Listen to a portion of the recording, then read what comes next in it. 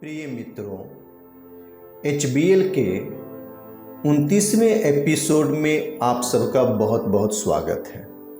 हम बात कर रहे हैं हमारा जो दूसरा शरीर है, प्राणमय शरीर को कैसे सशक्त, सबल और पारदर्शी किया जाए।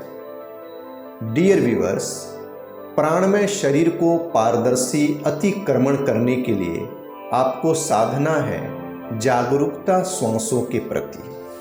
पहले कहा गया था शरीर के समस्त क्रियाओं के प्रति सजग होने को, अब यह श्वास पर भी आ जाएगा। अब आपको शरीर के साथ श्वास के भी ऊपर होश कायम रखना होगा। श्वासों के सूक्ष्म गति को सर्वदा स्मरण रखें। श्वास भीतर आ रही है और श्वास बाहर जा रही है, इसका दृष्टा बने, इसका साक्षी बने। आप देखेंगे कि श्वासों की गति हमेशा बदलती रहती है। यह मन के वेग से नियंत्रित होती है। जब आप शांत होते हैं तो श्वास की गति भी शांत होती है, और जब आप क्रोध में होते हैं तो श्वास की गति तत्क्षण बदल जाती है। प्रेम में श्वास की गति अलग होती है तो घृणा में और प्रकार की होती है। सेक्स करते वक्त श्वास अलग चलने लगती है तो सो जाने पर अलग प्रकार की हो जाती है। मनोभाव और श्वास का बहुत गहरा रिश्ता है, एक अटूट संबंध है। दोनों एक दूसरे से प्रभावित होते रहते हैं।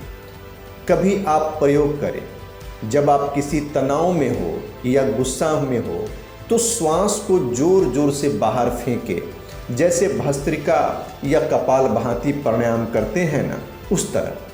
कुछ ही समय में आप पाएंगे कि आप रिलैक्स हो गए। धीमा और गहरे श्वास ले कुछ समय तक आप एक गहरी शांति का अनुभव करने लगेंगे। अगर हम श्वासों की सूक्ष्म गति के प्रति सजग हो जाएं, तो हम अपने मनोभाव और मनोवेग को भी नियंत्रण कर सकते हैं श्वास के गति के द्वारा। श्वास बहुत बड़ा रहस्य है हमारे शरीर में।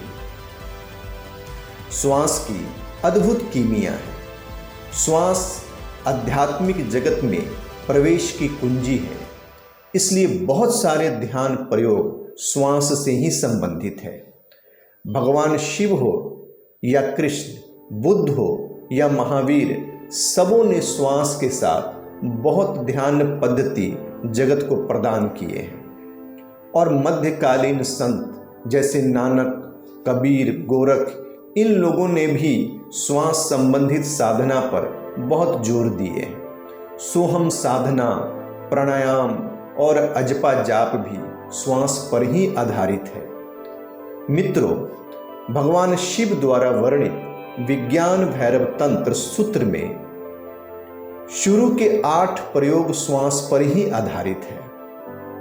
भगवान बुद्ध के सर्वाधिक प्रचलित ध्यान विपस्सना और अनापान सति योग तथा लाओ त्सु का तांड्य ध्यान सब श्वास पर ही आधारित है। ओशो ने तो श्वास पर अत्यधिक ध्यान प्रयोग दिए हैं। उनका सर्वाधिक महत्वपूर्ण ध्यान सक्रिय ध्यान, डायनेमिक मेडिटेशन श्वास पर ही आधारित है। ओशो द्वारा इजाद डायनेमिक मेडिटेशन, सक्रिय ध्यान कितना साइंटिफिक है, कितना अद्भुत है, यह लोगों को पता ही नहीं है। ओशो का प्रयोग कितना वैज्ञानिक है, यह दुनिया को समझने में वक्त लगेगा।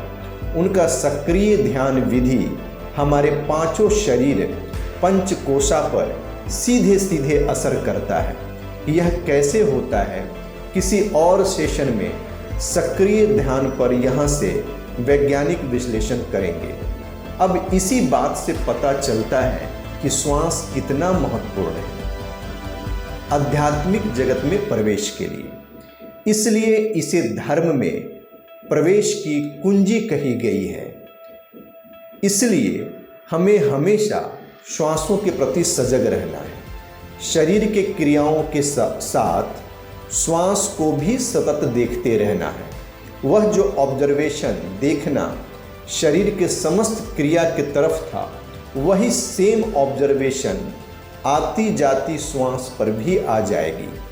अन्नमय शरीर के साथ प्राणमय शरीर को भी देखते रहना है, ऑब्जर्व करते रहना है। देखते देखते ही यह दूसरा शरीर भी पारदर्शी हो जाएगा और तीसरे शरीर का दरवाज़ा खुल जाएगा। आप और आनंद की तरफ अग्रसर हो जाएंगे। अब नेक्स्ट एपिसोड 30 में तीसरा शरीर मनोमय पर बात करेंगे। यह और महत्वपूर्ण है स्वस्थ और आनंदित जीवन के लिए। देखते रहें हर एपिसोड को मेरे दोस्त।